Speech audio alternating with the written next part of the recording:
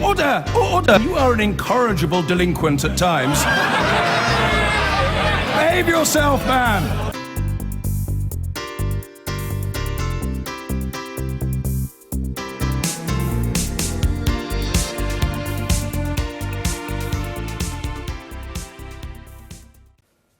There are high emotions, as you will know. On your way in here, there was a bit of a confrontation between you and another Labour MP, John Mann. I think we can show a bit of it.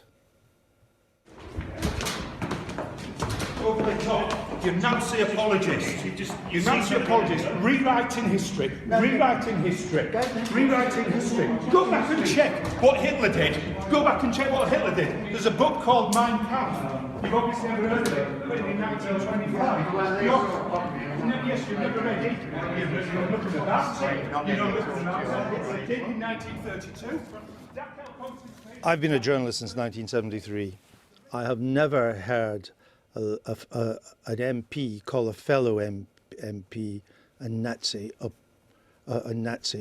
apologist, a Labour MP to a Labour former Mayor of London, former Labour MP yourself, Labour activist, chair of a commission. Nazi apologist.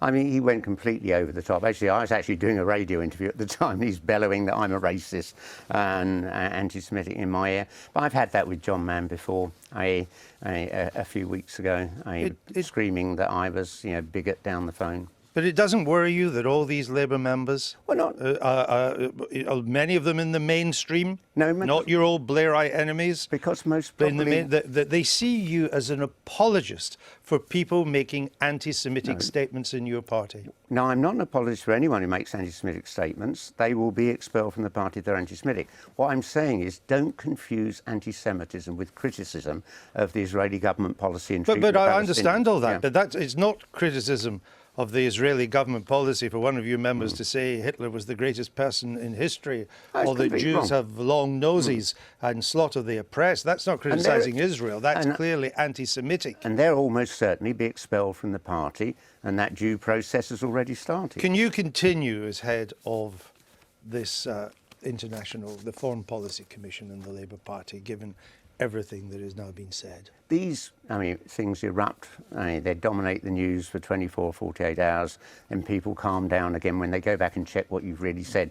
I'm sure a lot of people have had phone calls from the Daily Mail and the Telegraph saying Ken Livingstone said this, that or the other.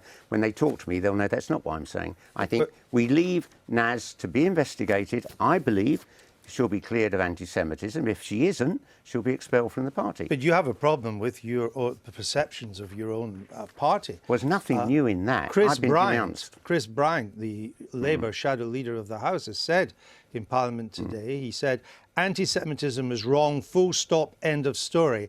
I am sick and tired of people trying to explain it away. And yes, I'm talking to you, Ken Livingstone. Well, he should actually check my record, because when I became the leader of GLC, we worked with Jewish groups in London to actually get across to our kids growing up the scale of the Holocaust. We actually funded groups that were challenging anti-Semitism. I had a very good working relationship with the Jewish community. Except you were found to have brought disrespect to your office when you likened a Jewish journalist to a concentration camp guard. Well, I didn't know how. I can't tell a journalist is Jewish or Catholic or anything. If a journalist is chasing you down the street at 9 o'clock at night, barking questions at you when you don't want to be interviewed, you might be rude to them. Some people might hit them. You were found to have he said he was just doing his job, which was. But you were found to have brought not doing your job. The inquiry found that you brought disrespect to your office. No, we went all the way to the High Court, and the judge opened his judgment by saying, I hope no one here is going to suggest that Mr Livingstone is anti-Semitic. We won the case. What do you make of this, Nick Clegg?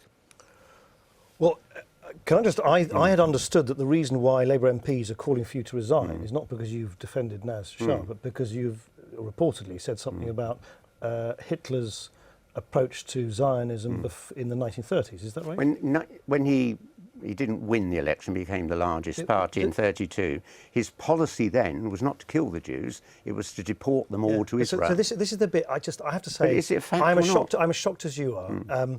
In all my years in politics, I've never seen the sort of perverse logic which starts throwing Hitler and a rewriting of history into an incredibly sensitive debate. I mean, what possesses you to talk about Hitler and your views of his approach to Zionism, given what happened, given the genocide, given the sensitivities around the Jewish community here and around the world? And look, of course, everybody defends your right and everybody's right to be critical of the Israeli government. But this, I think there is, and by the way, I'm not going to be totally sanctimonious. My party, we've had issues. When I was a leader, I've had to suspend people of the Liberal Democrats. You only suspended one for 3 months, and he was... and others have left. Said many terrible things. But setting that aside, the point is this. There is something at the moment, I think Julian Neuberger said this last night, and she's right. There is something on parts of the left in British politics at the moment that enter into an incredibly intellectually contorted justification for starting to link Hitler and modern politics. Colleagues think you're part of that. No, I mean, the simple truth, you go back and check, that was Hitler's policy when he first came to power, to move Germany's Jews to Israel. So that's all right then? No, I denounce that. So why would you bother raising the point? I'm being questioned in an interview. I answer the question.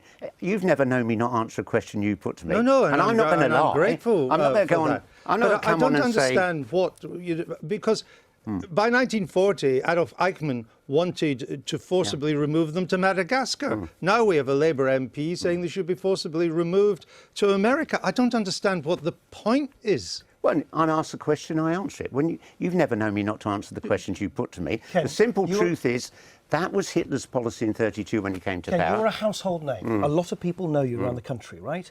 You are part, whether you like it or not, of mainstream politics. I never, ever thought I'd see the day that mainstream, well-known politicians like you would start raking over Hitler's views in a way that people would simply not understand. I mean, things are either historically true or they're not. Academic historian. No, that's one of the reasons I pursue the policies I do, is I do study history. Because if you study history, you can avoid making the same mistakes again. But you're also a politician who's also responsible for choosing your words carefully and not entering into this weird, I think, contorted maze which allows you to start talking about Hitler in the same breath as the Jewish community in Britain today. I mean, it's an extraordinarily contorted approach. What about political comparisons, though? Isn't that the problem, as Nick Clegg says? Why do you use the Holocaust as a political comparison to somehow highlight your objection to the Israeli government? That's what offends people. My objection to the Israeli government is that for nearly 70 years, the Palestinians have been kept in appalling conditions. But why do you use the Holocaust and Hitler to underline that point? I'm not making any link between the current Israeli policy and the Holocaust or Hitler. I was asked a question in an interview, I answered it. It happens to be a historical fact. If you say to me, is it true we were invaded by the Normans in 1066? I'm going to say yes, because it's true. And I'm not going to avoid answering the truth. Right, I think we can speak to the Labour MP, John Mann. You will have seen John Mann and Ken Livingstone having a confrontation in the clip we showed a little earlier. John Mann, we've been speaking to Ken Livingstone. We showed your remarks.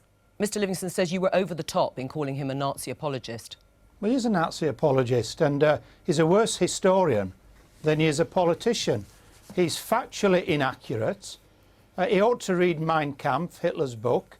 He ought to study what the Nazis did, including when Hitler came to power in January 1933. He ought to look at the events of that year. He ought to see what the first, second, third thing that Nazi regime did, who it targeted and why. He ought to look at what he and his political leaders said about Zionism, and then he should reconsider why he's said these hugely offensive, grotesque remarks. The timing is calculated and offensive as well. He should not be sat on Labour's National Executive Committee. He should be suspended today. Right. Ken Livingstone, what do you say to that? Well, I'd simply say to John Mann, go back and check. Is what I said true or not? And the BBC, you've got a huge team of researchers. It will take just an hour or two to go back what's and the confirm. point?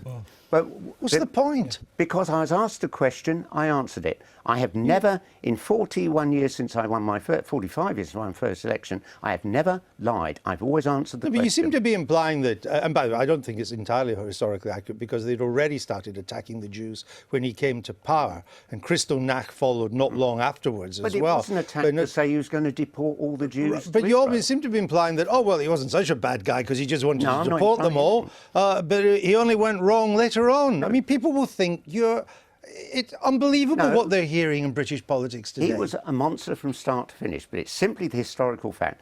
His policy was initially to send all of Germany's Jews to Israel, and there were private meetings between the Zionist movement and Hitler's government that were kept confidential, only became apparent after the war, when they were having a dialogue about whether or not to do this. Right. I mean, John Mann, do you think Ken Livingstone is anti-Semitic? Yes, he is. And his rewriting of history, well, he's factually wrong. Hitler was not a Zionist.